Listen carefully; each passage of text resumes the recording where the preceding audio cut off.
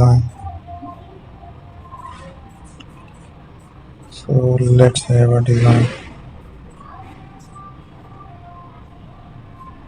So we will take the changes there.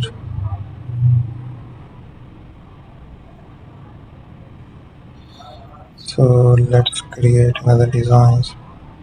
Explore the shapes here.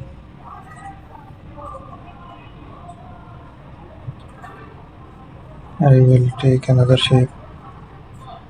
Add a paint into the selected area. Use the paints again.